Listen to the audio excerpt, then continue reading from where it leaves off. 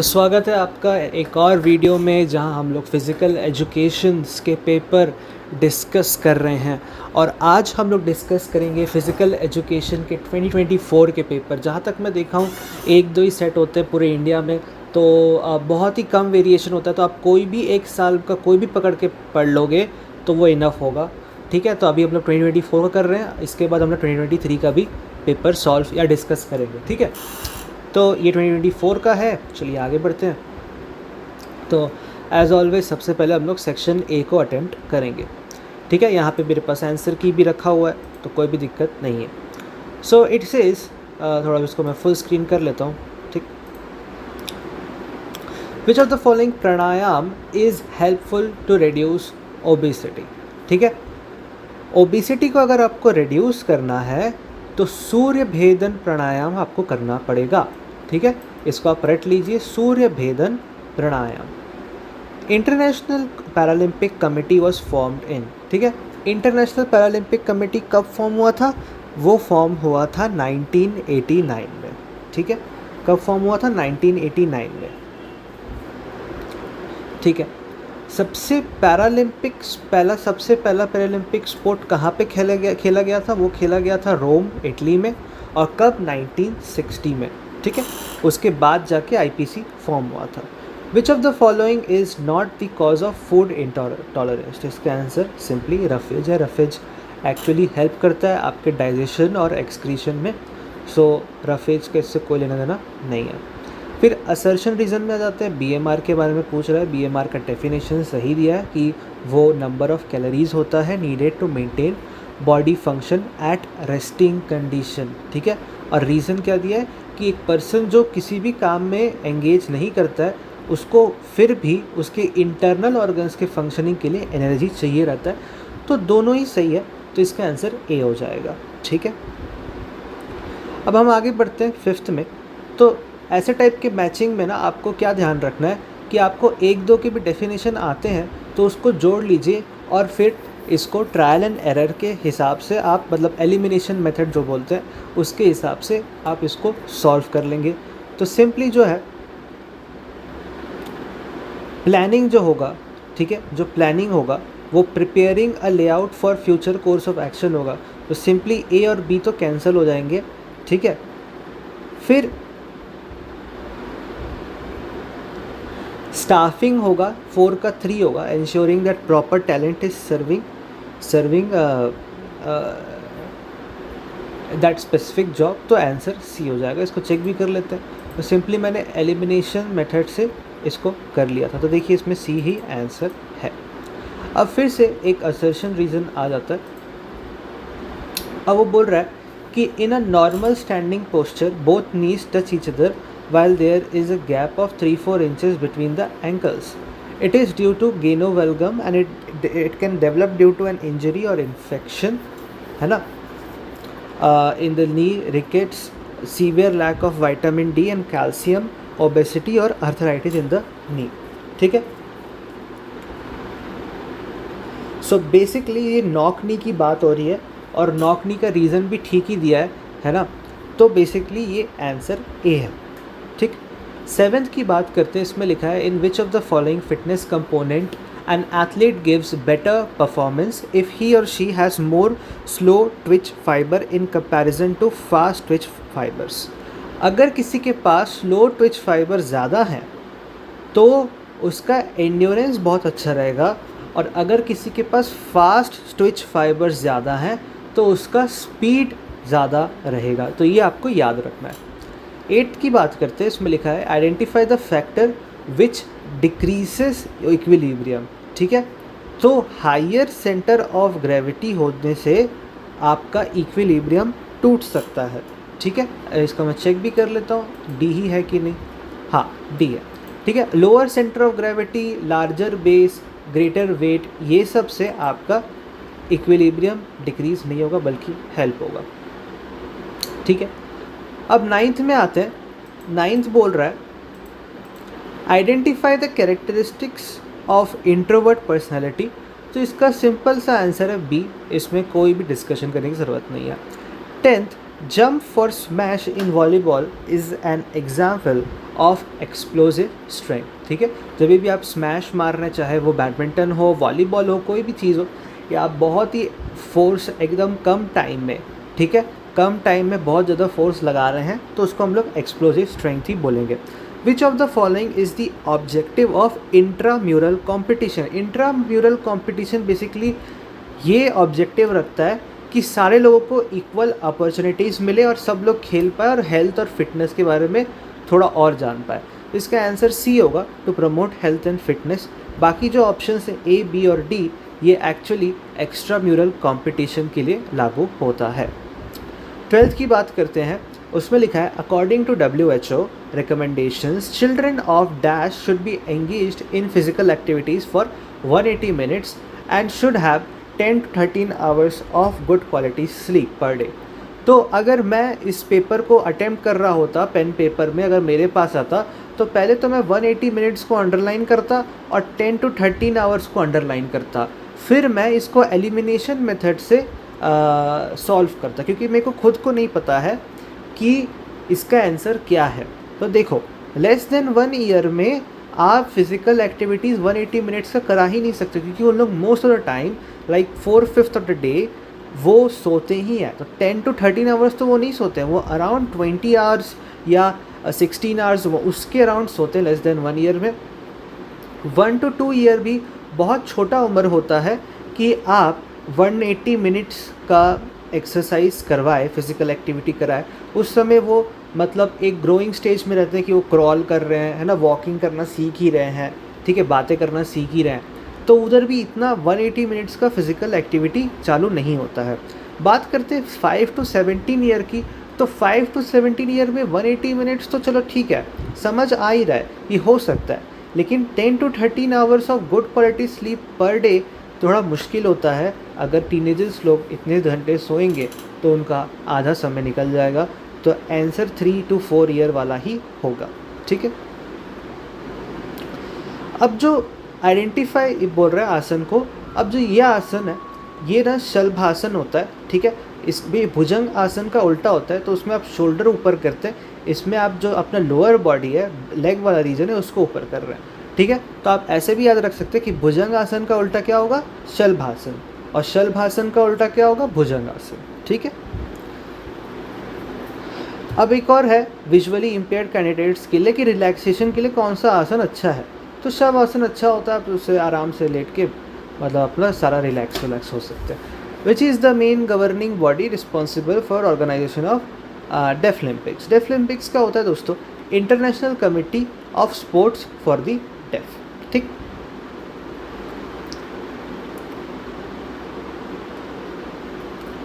अब हम लोग बात करते हैं बॉडी मास इंडेक्स की, है ना। ये एक बहुत ही कॉमन वे होता है हेल्दी बॉडी वेट को असेस करना, और ये पूछ रहा है कि कौन सा BMI रेंज हेल्दी वेट में आता है। ये सबको मालूम है कि 18.5 से 24.9, उससे ऊपर जाओगे तो ओवर वेट होगा, उससे और ऊपर जाओगे तो ओबेसिटी क्लास 1, क्लास 2, क्लास 3, और अगर इस हेल्दी वेट के रेंज के नीचे जाओगे तो underweight. In partial curl up test the difference between 2 parallel lines is, ठीक है। पार्शियल कर्ल अप में जो 2 पैरेलल लाइंस लगे रहते हैं उनका कितना डिस्टेंस रहता है, 6 इंचेस। आपको क्या याद रखना है, 6 इंचेस। अब बोल रहे हैं goal setting is a dash approach under motivational technique.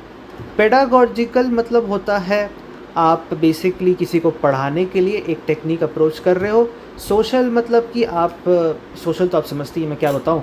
और फैसिलिटेशन मतलब कि फैसिनेट करना या फिर ख्याली पुलाव बनाना, लेकिन फैसिलिटेशन नहीं होगा आंसर।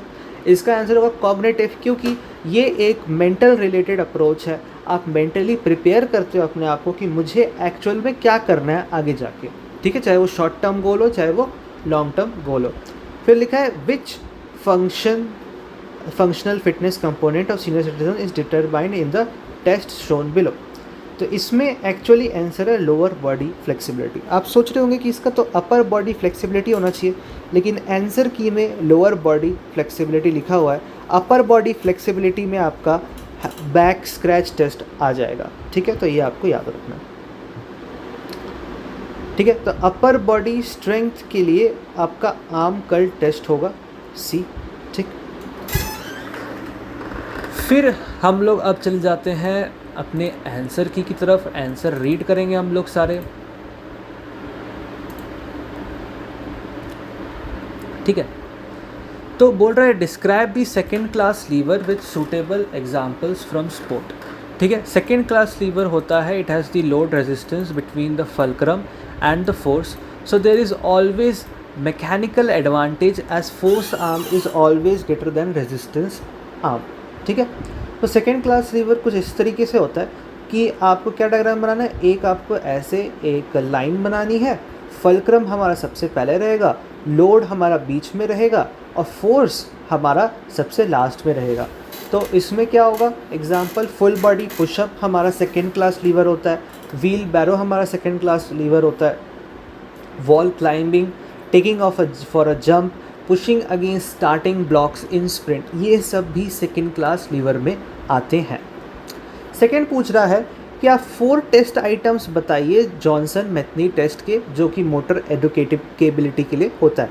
देखिए इसमें 4 ही टेस्ट आइटम है, तो आपको चारों ही लिखने हैं। इसमें पहला क्या होता है, फ्रंट रोल, दूसरा क्या होता है, बैक रोल, और फिर jumping half turns and jumping full turns, जो कि बहुत ही डिफ़िकल्ट टेस्ट होता है मेरे हिसाब से। तो मेरे हिसाब से क्या पूरे बहुत लोगों को लगता होगा कि ये बहुत ही डिफ़िकल्ट टेस्ट है, और ये चांसेस है कि 2025 में भी ये पूछा जाए। क्या है, front roll, back roll, jumping half turns and jumping full turns. क्या है, front roll, back roll, jumping full turns, jumping half turns, याद रख लो। अब बोल रहे हैं कि मेनार्की में आप एक शॉर्ट नोट लिखिए, तो वो फर्स्ट मेंस्ट्रुअल साइकिल होता है एक लड़की का, वो एक पॉइंट होता है सेक्सुअल मैच्योरिटी लड़की के लाइफ में, और एवरेज एज होती है मेनार्की आने की, वो होती है 8 से लेके 15 साल तक की। ये बेसिकली डिपेंड करता है ऑन वेरियस फैक्टर्स। तो आप 8 to 15 ईयर्स की एज में लिख सकते हैं, और 2 मार्क्स का, इससे ज़्यादा आपको कुछ लिखना नहीं है। And list 4 asanas that help to control asthma, जो भी बोलते हैं। तो इसका बहुत सारे हैं आंसर्स, तो ताड़ासन, हस्तोत्तनासन, बाप रे, उत्तर मंदुकासन, उस्त्रासन, वक्रासन, मत्स्यासन, गोमुखासन, धनुरासन, भुजंगासन। तो आप क्या क्या लिख सकते थे, आप धनुरासन लिख सकते थे, आप भुजंगासन लिख सकते थे, आप ताड़ासन लिख सकते थे, आप वक्रासन लिख सकते थे। ये तीनों बहुत ही ईजी है याद रखने में, और गोमुखासन भी बहुत ही ज़्यादा ईजी है याद रखने में। ठीक है, अब 23 की बात करते हैं। तो क्या बोल रहे हैं कि हमें 2 एडवांटेज बताइए फिज़िकल एक्टिविटीज़ के, जो कि चिल्ड्रन विद स्पेशल नीड्स के बहुत ज़्यादा काम आए। तो इसके एडवांटेज आप रट लो। फिज़िकल बेनिफिट्स होते हैं, फन एंड रिक्रिएशन होता है, इमोशनल हेल्थ इम्प्रूव होता है, लाइफस्टाइल एक्टिव हो जाती है, बिहेवियरल बेनिफिट्स मिलते हैं, इंक्रीज्ड इंडिपेंडेंस मिलता है, साइकोलॉजिकल बेनिफिट्स होते हैं, इम्प्रूवमेंट होता है कॉग्निटिव और इंटेलेक्चुअल एबिलिटी में, इंक्रीज़ होता है स्लीप और एपेटाइट में, और सोशल स्किल भी काफ़ी हद तक बढ़ जाती है। 24 बोल रहा है कि कोई 2 टाइप के फ्रिक्शन बताइए और उसके एग्जाम्पल अच्छे दीजिए। स्टैटिक फ्रिक्शन होता है ना, जैसे weight lifting, holding the parallel bar. फिर एक स्लाइडिंग फ्रिक्शन होता है, वो होता है ice hockey, ice skating, rolling friction होता है। फिर एक एयर फ्रिक्शन भी होता है, ठीक है, उसको एयर फ्रिक्शन नहीं बोलते, एयर रेजिस्टेंस बोलते हैं। बट अब भाई अब पीई का आंसर शीट ही ऐसे बातें कर रहा है, तो अब मैं कौन फिज़िक्स वाला होता हूँ इसको रोकने वाला। तो लिख लेना, fluid friction, air friction, rolling friction, sliding friction, kinetic friction, या काइनेटिक फ्रिक्शन और स्लाइडिंग फ्रिक्शन तो एक ही चीज़ होती है, और स्टैटिक फ्रिक्शन भी है ही आपका। अब आते हैं हम लोग सेक्शन सी में। सेक्शन सी है, देखिए क्या बोल रहा है, मिस्टर एक्स, ठीक है, ये हमेशा सेक्शन सी में इस साल भी आएगा, या तो हार्वर्ड स्टेप टेस्ट से आएगा, या तो बीएमआर से आएगा, या तो बीएमआई से आएगा, ये तीनों में से ही पूछता है। तो आपको इसके फॉर्मूले अच्छे से याद होने चाहिए। फॉर्मूला क्या है दोस्तों, जो भी एक्सरसाइज है उसको सेकेंड्स में करना है, हो सकता है अगली बार मिनट में दे दे, उसको सेकेंड्स में लिखना है, उसको 100 से मल्टीप्लाई करना है, और डिवाइड करना है पूरे चीज़ को 5.5 into pulse count after 1 to 1.5 minute, ठीक है, रेस्टिंग पल्स काउंट। ठीक, तो हम लोग को क्या दिया है कि 257 275 सेकेंड्स दिए हैं, उसके पल्स है ना जो थी वो 100 थी, और उसका आप निकालिए इंडेक्स, तो बस वही लिख देना है जो गिवन है, फॉर्मूला लगा देना है और आपका आंसर आएगा 50। फिर 26 बोल रहा है comment on the concept of talent identification and talent development. तो ये भी बहुत ही इंपॉर्टेंट क्वेश्चन है। टैलेंट आइडेंटिफिकेशन क्या होता है? Recognizing participants with the potential at an earlier age to become elite performers in the future. For the talent identification process, physiological, physical fitness, psychological, and technical components are taken into consideration. For the identification, various methods such as drills, test batteries, electronic gadgets, parameters, standard norms, performance, and other techniques are adopted. फिर talent development क्या होता है? Talent development होता है identify करने के बाद उस टैलेंट को नर्चर करना, providing athletes with a suitable learning environment to accelerate or realise their potential. It is a complete systematic scientific and long term process. ठीक, 27 के में आते हैं हम लोग। अब बोल रहे हैं explain the responsibilities of any one committee during sports competition. ठीक है, तो जो कमिटीज़ होती हैं स्पोर्ट्स कंपटीशन में होती है, reception committee, first aid committee, refreshment committee, फिर technical committee, media reporting committee, announcement committee, ground and equipment committee, है ना, और ट्रांसपोर्टेशन कमेटी, फाइनेंस कमेटी और boarding and lodging. Loading committee कौन होता है भाई? लॉजिंग कमेटी होता है भाई। देख रहे हो स्पेलिंग भी गलत लिखा जा रहा है, लॉजिंग कमेटी। और इस पर लिखा है कि कोई भी दो अबव दिए हैं या फिर रेलेवेंट कमिटीज़ हैं उसके एक्सप्लेनेशन हो जानी चाहिए। तो आप इसमें से कोई भी एक ले सकते हैं, जैसे कि रिफ़्रेशमेंट कमेटी होगा तो उनका क्या जॉब है? उनका जॉब है कि टाइम टू टाइम रिफ़्रेशमेंट्स प्रोवाइड करना, पूछना कि किसी कोई भूखा तो नहीं है, किसी को प्यास तो नहीं लग रहा है, किसी को कुछ ज़रूरत तो नहीं है। मीडिया रिपोर्टिंग का होता है एडवर्टाइज़ करना। अनाउंसमेंट कमेटी का होता है कोई एक अनाउंसमेंट करना। ठीक है, ग्राउंड एंड इक्विपमेंट कमेटी का होता है फिक्चर्स बनाना और इक्विपमेंट सारे तैयार रखना, सारी चीज़ें तैयार रखना, ग्राउंड के, स्टेज के, ऑडियंस के, सीट्स के, सब कुछ रखना।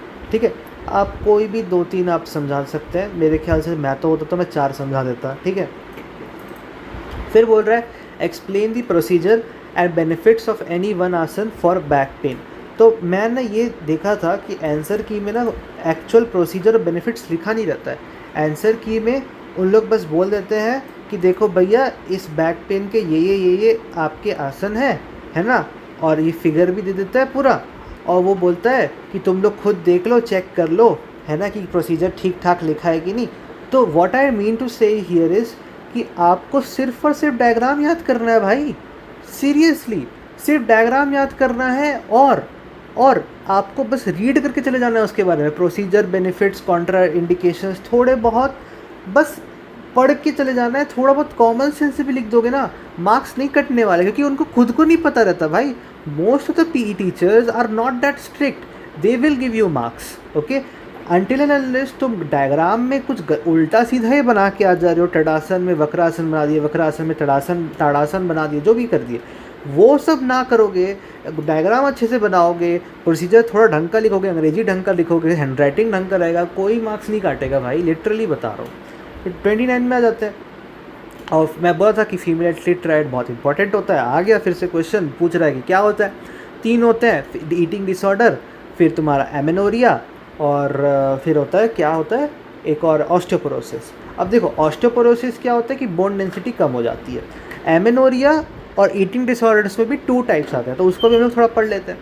तो देखो ईटिंग डिसऑर्डर में क्या है कि लो एनर्जी अवेलेबिलिटी रहती है। ठीक है, तो 2 टाइप के होते हैं। एक होता है एनोरेक्सिया नर्वोसा। क्या रहता है? Anorexia nervosa. वो एक ऐसे टाइप का ईटिंग डिसऑर्डर है जिसमें पर्सन अपना जो अमाउंट ऑफ फूड है वो सीवियरली लिमिट कर देता है ताकि वेट गेन ना हो। मतलब जो न्यूट्रिशनल वैल्यू जाना चाहिए पर डे वो भी नहीं जा पाता है एनोरेक्सिया नर्वोसा के कारण।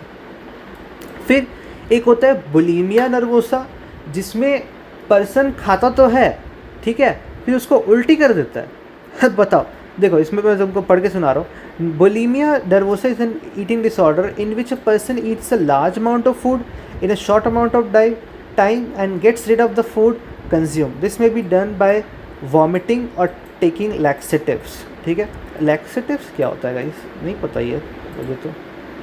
रस्सी, अच्छा, दे जस्ट एक्सक्रीट दिस।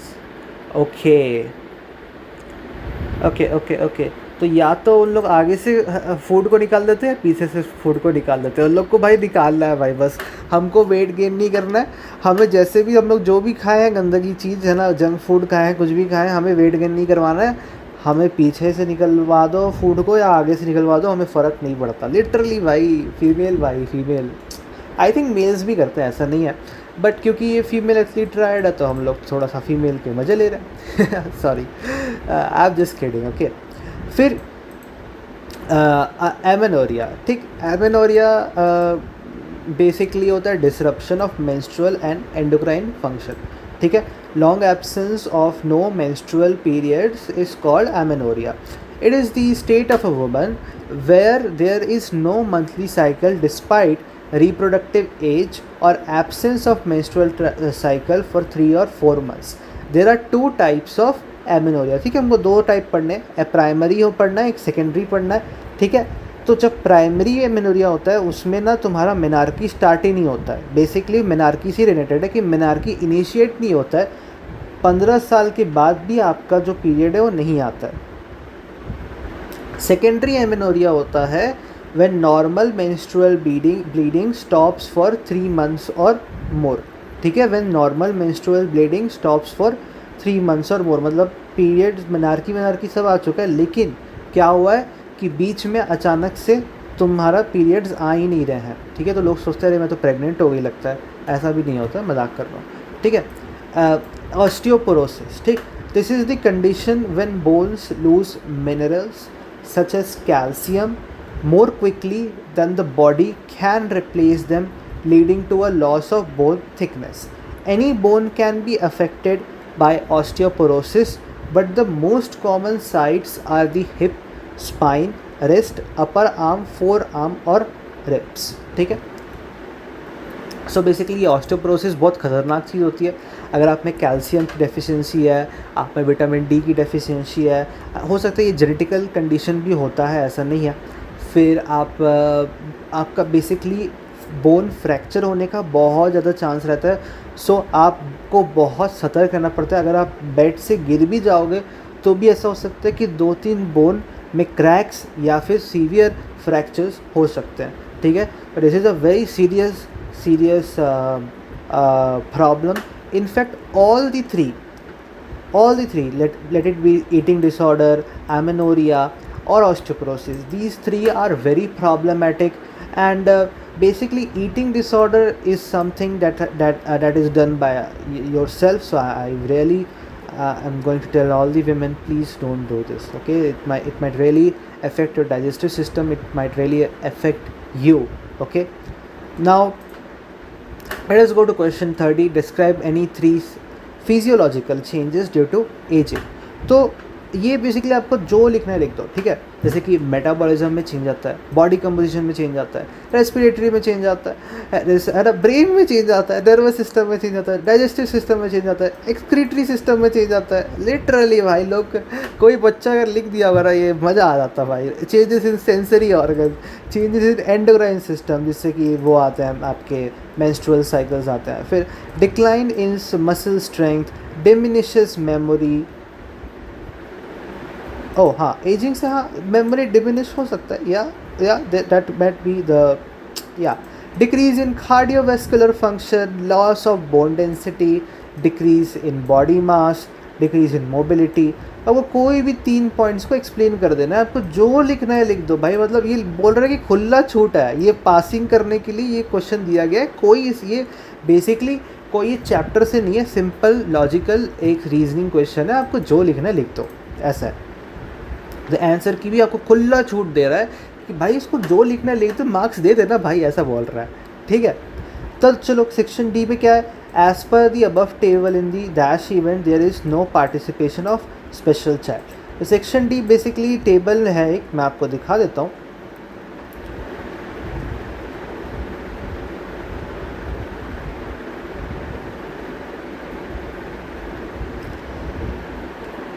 हाँ, तो basically a survey in an exclusive school setup found the discrepancies between the participation of normal and special child study the table given carefully. तो 100 मीटर में 40 बच्चे participate किए, स्पेशल चाइल्ड 5 ही किया, 400 में 25, फिर इसमें 2, लॉन्ग जंप में 20 लेकिन इसमें कोई भी नहीं किया, हाई जंप में 15 जिसमें कोई एक ही किया, रिले इसमें 8 और इधर कोई सिर्फ 4 ही किए। पूछ रहा है कि अबव टेबल के हिसाब से कहाँ पार्टिसिपेशन नहीं था, तो लॉन्ग जंप है answer. Participation of student with disabilities in regular physical education is known as inclusion, inclusive physical education या इंक्लूजन, ठीक है, जो भी है, ठीक है। तो इंक्लूजन मतलब कि सबको इंक्लूड करके चलना, तो चाहे किसी को डिसेबिलिटी हो या ना हो, हमें सबको एक साथ यूनिटी में हमको फिज़िकल एजुकेशन क्लासेस अटेंड करने हैं, हमें फिज़िकली एक्टिव रहना है। फिर बोल रहे हैं enlist any two strategies to make physical activities accessible for special child with special needs. तो आप एक अच्छा एनवायरनमेंट क्रिएट कर सकते हैं, आप उनका physical and mental ability check कर सकते हैं, इंटरेस्ट कर असेस कर सकते हैं, रूल्स को थोड़ा मॉडिफाई कर सकते हैं, मॉडिफाइड इक्विपमेंट यूज़ कर सकते हैं, प्लानिंग अच्छे से कर सकते हैं, एक्स्ट्रा केयर कर सकते हैं, थोड़ा कंसर्न दिखा सकते हैं ताकि सेफ़ रहे बच्चा, ठीक है। Plan for additional support of parents and train assistant. फिर सी वाला बोल रहा है कि मोटो क्या है स्पेशल ओलंपिक्स का, वो बहुत ही सिंपल है, बोलता है कि let me win but if I can not win let me be brave in the attempt, ठीक है, इसको याद रख लो। पैरालंपिक का मोटो बोल रहा है स्पिरिट इन मोशन। हमको एक और चीज़ याद रखना है कि अर्लियर मोटो क्या था, माइंड बॉडी एंड स्पिरिट, ठीक। फॉर विजुअली इम्पेयर्ड, ठीक है, तो विजुअली इम्पेयर्ड वाला भी पढ़ लेते हैं। तो इसमें लिखा है कि write short notes on Paralympic and special Olympic, ठीक। The Paralympic games is a period, रुको मैं इसको थोड़ा फुल स्क्रीन कर लेता हूँ, या so the Paralympic Games is a periodic series of international multi-sport events involving athletes with a range of disabilities. These were held for the first time in 1960 in Rome, ठीक है। They are held immediately after the respective summer and winter Olympic games. That's why they are known as Paralympic Games. The International Paralympic Committee governs all Paralympic games. The Paralympics athletes compete in 6 different disability groups: amputee, cerebral palsy, visual impairment, spinal cord injuries, intellectual disability and les autres मतलब dwarfism, ठीक है। ये आपको याद करने की ज़रूरत नहीं है, बट एक इन्फॉर्मेशन के लिए ठीक है, शायद MCQ में पूछ ले कि कितने डिसेबिलिटी ग्रुप्स हैं। आपको ये याद रखना है कि 6 डिफरेंट डिसेबिलिटी ग्रुप्स है। 6 इंचेस था ना याद रखने के लिए, इधर, अच्छा इधर नहीं होगा तो आंसर किया। 6 इंचेस याद रखना है आपको, किसमें, पार्शियल कलप में, दो जो वो रहते हैं स्ट्रिप्स, उनके बीच का डिस्टेंस क्या रहता है,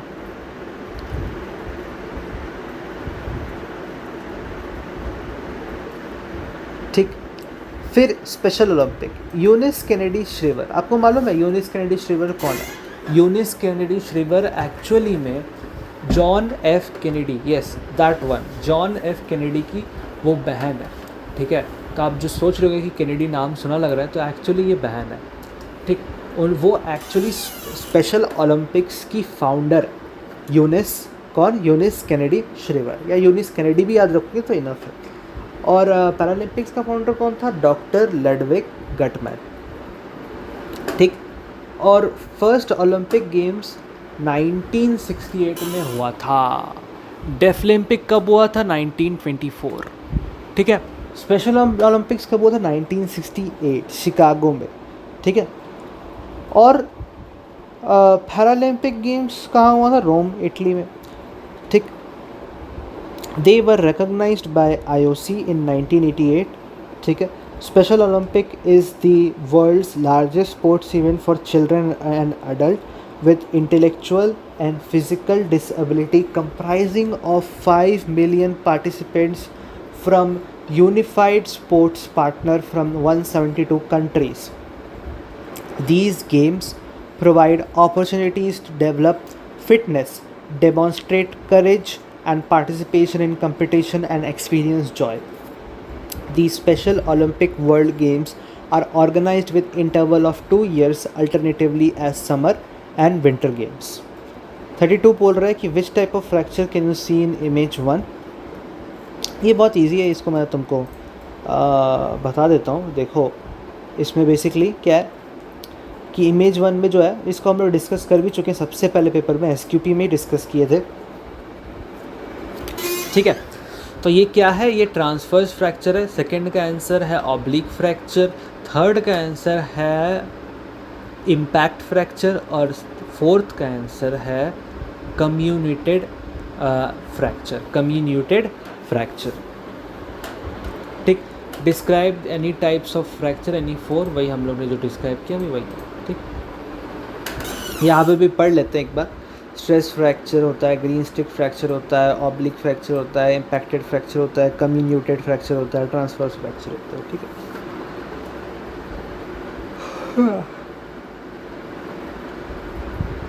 ये भी बड़ा इंटरेस्टिंग क्वेश्चन है, इसका भी पढ़ लेते हैं.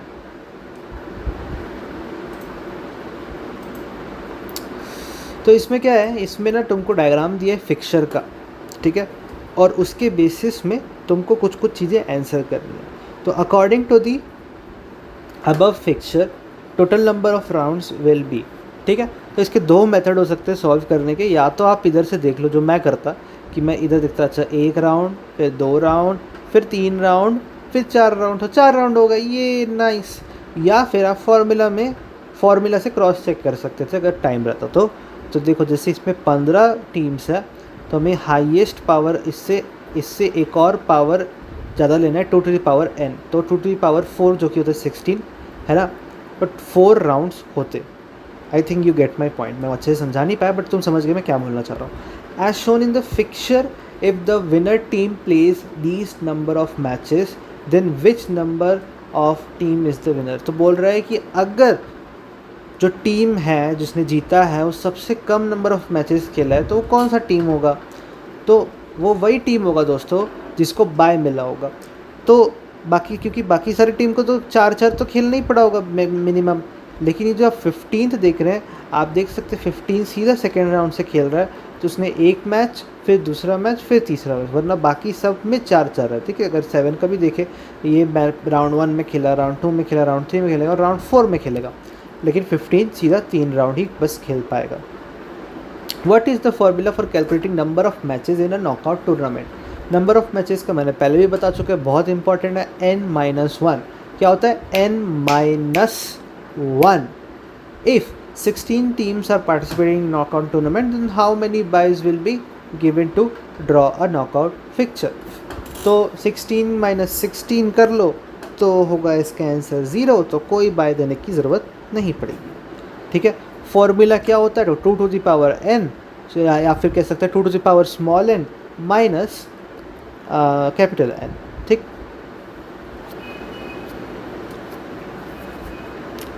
अब हम लोग थोड़ा सा विजुअली इम्पेयर्ड कैंडिडेट वाला भी क्वेश्चन सॉल्व कर लेते हैं. बहुत ज़रूरी होता है क्योंकि ये चीज़ वापस से रिपीट भी हो सकता है. अब चलते हैं हम लोग आंसर की तरफ. ये लैक्सेटिव वाला टैब बंद कर देता हूँ मैं.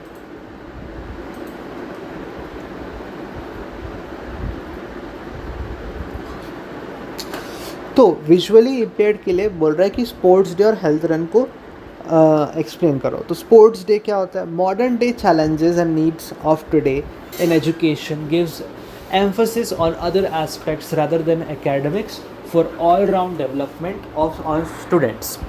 With this objective in mind, each school celebrates Sports Day as a mark of focus on physical and mental health awareness. It encourages leadership qualities, management and coordination among students, teacher and other staff members. Participation in Sports Day is an ongoing process to provide recreation, generate awareness and development of ethical values. तो कहने की कोशिश ये हो रही है कि academics को छोड़ के स्कूल को रियलाइजेशन हो गया है कि बच्चों को खेलना कूदने का भी अवेयरनेस होना चाहिए. रिक्रिएशन होता है, इससे आपके मेंटल हेल्थ और फिजिकल हेल्थ के बेनिफिट्स होते हैं. तो इसलिए स्पोर्ट्स को सेलिब्रेट करने के लिए, क्योंकि वो हमारे लाइफ में इतना अच्छा इम्पैक्ट रखता है, तो स्कूल एक इवेंट रखता है हर साल में एक बार. हेल्थ रन बेसिकली अवेयरनेस फैलाने के लिए होती है. तो health run are conducted by various social government non government organisation NGOs, है ना, health and sports department to create awareness about health and fitness. Simply वही है, ठीक है। अब सेक्शन ई के बारे में बात करते हैं। तो 34 बोल रहे हैं, what do you understand by aggression in sports, explain any 2 types of aggression by giving suitable examples. Aggression is a type of behavior aimed at causing physical or psychological harm to another person. ठीक है, तो aggression एक इस तरीके का behaviour है जिससे कि फिजिकल या मेंटल हार्म पहुंच सकता है, इन्फ्लिक्ट हो सकता है किसी और व्यक्ति को, ठीक। और एक और डेफिनेशन है, the term aggression refers to a range of behaviour that can result in both physical and psychological harm to oneself, others or objects in the environment. अब ये objects किसको बोला जा रहा है environment मेरे को नहीं पता। Types of aggression, okay, instrumental aggression. This type of aggression is necessary to achieve performance goals and is displayed in a planned manner. The purpose of this aggression is not to cause harm to the opponent, but to achieve one's goals. For example, in football, the player moves ahead and snatches the ball from the opponent with great aggression to score a goal and not to harm the opponent. This type of aggression is visible in contact games such as wrestling, kabaddi, boxing. Aggressive attack can help the player to win, है ना? Hostile aggression. In this type of aggression, the purpose is to cause physical or psychological harm to another person. This aggression is usually caused as a reaction to someone's action. ठीक, the main aim is to injure the opponent in order to be able to win. In this type of aggression, the person is biased, and this is caused due to hopelessness. For example, in the game of kabaddi, after catching the raider, the players try to inflict injury upon him. Or in a game of hockey or football, hitting with the stick or kicking purposely, जिसको हम लोग foul भी बोलते हैं, to make the other person fall displays hostile aggression. और ये सब के लिए इसके अगेंस्ट रूल्स भी बनाए गए हैं। हॉस्टाइल एग्रेशन के लिए आपको येलो कार्ड, आपको रेड कार्ड भी दिया जा सकता है अगर आप ज़्यादा एग्रेशन दिखाएंगे, है ना, या फिर फाउल करेंगे। असर्टिव बिहेवियर, असर्टिव एग्रेशन होता होगा, can also be called aggression when a player used it to improve sports performance. These are forceful behavior not intended to injure the opponent and are within the rules of the games. The intention is to establish dominance rather than harm. For example, a rugby player using aggression to tackle his opponent to win the ball.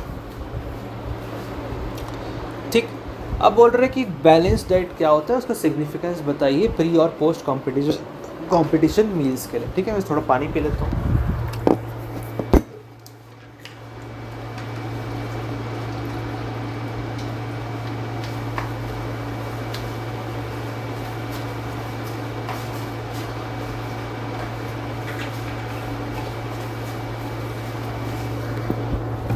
ठीक है, so a balanced diet consists of all the essential food elements, that is proteins, carbohydrates, vitamins, fats, minerals and water in correct proportion. या फिर balanced diet contain करता है adequate amount में सारे nutrients required by the body to grow, remain healthy and be disease free. ठीक है, so importance of pre-competition meals for an athlete. The focus is to fuel up muscle glycogen stores to provide energy. Therefore meals should have moderate proteins, low fat, low fiber and high carbohydrate containing food. तो इस समय हमको energy ज़्यादा चाहिए, protein थोड़ा बहुत चाहिए, fat कम चाहिए और फाइबर कम चाहिए। ठीक है, proper hydration is must to control fatigue और हंगर, है ना। हाइड्रेशन अच्छे से होना चाहिए, इलेक्ट्रोलाइट्स आपकी बॉडी में होने चाहिए। ठीक है, it should be light to provide at least a comfortable gastrointestinal state. ठीक है, कंफर्टेबल गैस्ट्रो इंटेंशनल स्टेट मतलब कि अगर आप बहुत ज़्यादा भी खा लोगे तो आप खेल नहीं पाओगे, या बहुत कम भी खाओगे तो भी खेल नहीं पाओगे। तो एक बैलेंस्ड अमाउंट में आपको खाना है जिससे कि आपके परफॉर्मेंस में हिंड्रेंस ना आए, है ना। ठीक, pre competitive meal should be taken about 2 to 4 hours before competition. ठीक है, इट्स रिकमेंडेड कि आप 2 से 4 घंटा पहले आप अपना मील कंप्लीट कर लें। ठीक है, जस्ट कंपटीशन चालू होने के पहले ही ना खाएं। ठीक, new food with known allergy should be avoided. नए नए फूड ट्राई करना अभी इस समय बहुत ज़्यादा अननेसेसरी हो जाएगा। आपको जो मालूम है कि आपके शरीर में चलता है ये फूड, हाँ इससे कुछ भी नहीं हो सकता, वही खाइए। Importance of post competition meals for an athlete. ठीक है, the main focus is on now the recovery of body and reduce chances of injury. अब रिकवरी हो रहा है, उसने खेल के आ लिया है ना, उसको अभी प्रोटीन चाहिए, रिकवरी चाहिए। ठीक है, fluids lost during competition have to be replenished, उसको बहुत ज़्यादा पानी चाहिए। Carbohydrate stores, that is muscle glycogen, have to be refilled. Electrolytes, that is sodium, potassium chloride, lost during competition, have to be recovered. Within 2 hours of completion of event, a balanced meal including carbohydrates and a good quality of proteins must be eaten by the athlete. ठीक है, अब ये आ गया biomechanics का एक question, जो कि बहुत ही एक अच्छा क्वेश्चन है, आ सकता है इस बार भी। क्या बोल रहा है, what do you understand by projectile trajectory? Explain the factors affecting projectile trajectory in sports. A projectile is a force that acts under the influence of gravity and air resistance. When any object is projected in the air, these forces result into a curved or a parabolic path known as projectile trajectory. तो क्या क्या effect करते हैं? तो सबसे पहले तो important होता है एंगल ऑफ प्रोजेक्शन। हमें मालूम है 45 डिग्री में मैक्सिमम हॉरिजॉन्टल डिस्टेंस अचीव होती है। इनिशियल वेलोसिटी भी बहुत ज़्यादा काम का चीज़ है कि horizontal range basically initial velocity के ऊपर ही डिपेंड करता है। जितनी ज़्यादा इनिशियल वेलोसिटी होगा उतना प्रोजेक्टाइल में आपको मदद होगी। ग्रेविटी है ना, ग्रेविटी तो खैर फैक्टर है ही, वो तो हमेशा कॉमन ही रहेगा हर जगह ही। फिर एयर रेजिस्टेंस, हाँ एयर का कितना रेजिस्टेंस है, हवा कितना चल रहा है उस समय, वो भी बहुत ज़्यादा एक फैक्टर बन जाता है। और एक स्पिन से फिर ना हेलिकल पाथ या फिर कह सकते हैं प्रोजेक्टाइल का जो प्लेन ऑफ प्रोजेक्टाइल है वो चेंज हो सकता है। ठीक है, उसमें फिर रिलेटिव मोशन भी आ जाएगा, बहुत कुछ हो सकता है। ठीक, फिर बात कर रहे हैं व्हाट इज़ एंड्योरेंस। ठीक, एंड्योरेंस के बारे में बात चल रही है। Basically the ability to resist fatigue is endurance. ठीक, या फिर ability of the body to sustain a physical activity for a longer duration of time, या फिर result of physiological capabilities of an individual to sustain movement over a period of time. ठीक, following are the types of endurance on the basis of duration of activity. तो एक होता है speed endurance, जो कि बस अब 45 सेकेंड्स, मतलब जैसे कि मैं आपको बता दे रहा हूँ, this is the ability to resist fatigue in cyclic activities that last up to 45 seconds. ठीक है, ये बहुत ही शॉर्ट टर्म, मतलब शॉर्ट टर्म का भी शॉर्ट टर्म वाई वाला है। ठीक है, the classic example of this is endurance type is a 400 metre sprint in track and field. ठीक है, this type of endurance is majorly dependent on the power and capacity to produce energy. So at this point stamina is the more accurate term. ठीक है, speed endurance मतलब कि stamina ही होता है। Short term endurance होता है the ability is needed for activities lasting from 45 seconds to about 22 minutes. The most appropriate example for short-term endurance is an 800-meter run. This endurance depends majorly on speed endurance and strength endurance. ठीक, फिर एक होता है medium term endurance. Medium term endurance is needed to resist fatigue in activities lasting from 2 minutes to about 11 minutes.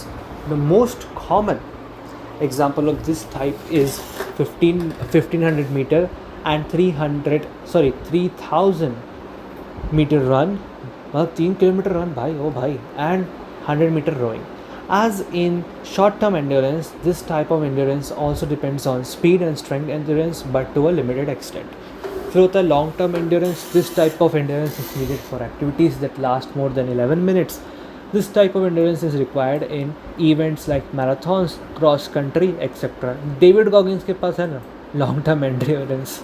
ठीक है, तो I think इसके बाद ये पूरा ख़त्म हो जाता है, हम लोग सॉल्व कर लिए सारा पे क्वेश्चंस, और इसमें तो सभी चीज़ इम्पॉर्टेंट है ही। तो अब मैं इसको बंद कर रहा हूँ, ठीक है। So hope you have a great exam and all the best.